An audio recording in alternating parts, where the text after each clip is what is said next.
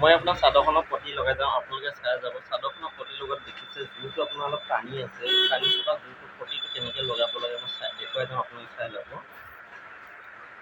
যদি পতিটো টানি জোৰটো টানি থাকে, পতিটো লগাবলৈ যাওঁতে আপোনালোকে জোৰটো টানি যাব, পতিটো জাষ্ট বঢ়াইহে যাব।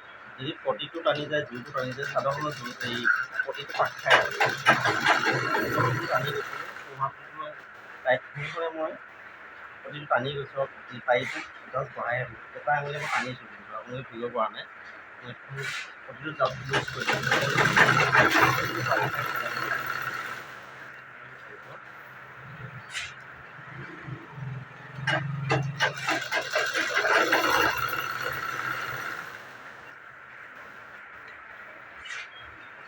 এই জোৰটো টানিব লাগিব, জোৰটো টানি পেলাই পতিটো জাষ্ট বঢ়াইহে দিব লাগিব, তেতিয়াহ'লে পতিটো খোজ নাখায়। আৰু কলজনী আঙুলি কিন্তু এটা টিপা টানিছোঁ চাদৰখন জোৰটো, আপোনালোকে এনেকৈ টানি থাকক। যদি চাদৰখন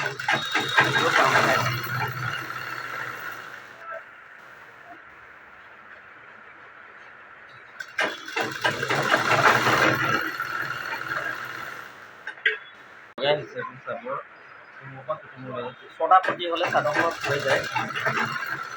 যিটো আপোনাৰ মিচিং চিট আছে, মিচিং চিটটো ছটা পতি এখন ইটো মূৰৰ পৰা সিটো মূৰলৈ নহয়, কিন্তু এইখিনি ডাইৰেক্টৰ কাপোৰ যদি পতি থাকেই ঠিকছে আহে, কিন্তু ইয়াৰ পলি পাতৰ কাপোৰত ছটা পতি আহিলে চাদৰ ইটো মূৰৰ পৰা সিটো মূৰলৈ হৈ যায়। এইটো মই এতিয়া এটা জোৰ চাইডটো লগালোঁ, এতিয়া ভিতৰ চাইডটো লগাব চাব। ভিতৰ চাইডটো দুভাগে সমানে ভাগি ল'ব লাগিব, যাতে কোনো ধৰণৰ কালাৰ দিয়ে ষ্টেট হ'ব লাগিব। ষ্টেট হোৱাৰ পিছত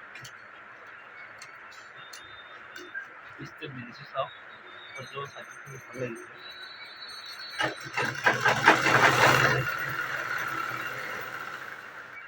কোনো ধৰণৰ পাক মানে এতিয়া এঠা দিয়া নিচিনা হৈছে, আপোনালোকে লক্ষ্য কৰিব পাৰিছেনে? কাপোৰত ডিজিটেল যে সেইকাৰণে মানে ধৰিব পৰা নাযায় ফুলটোৰ লগত।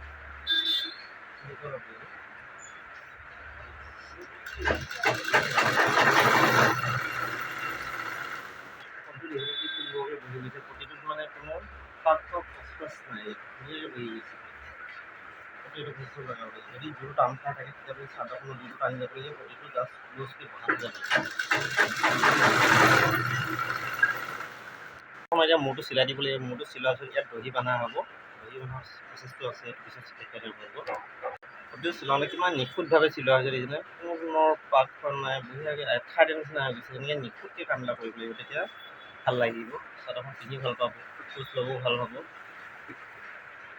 আপোনালোকে মোৰ চেনেলটো চোৱাৰ বাবে ধন্যবাদ দিছোঁ, আৰু আপোনালোকে শ্বেয়াৰ কৰি দিব। ভাল লাগিলে লাইক কমেণ্ট এটা কৰি যাব, তেতিয়া মই নেক্সট ভিডিঅ'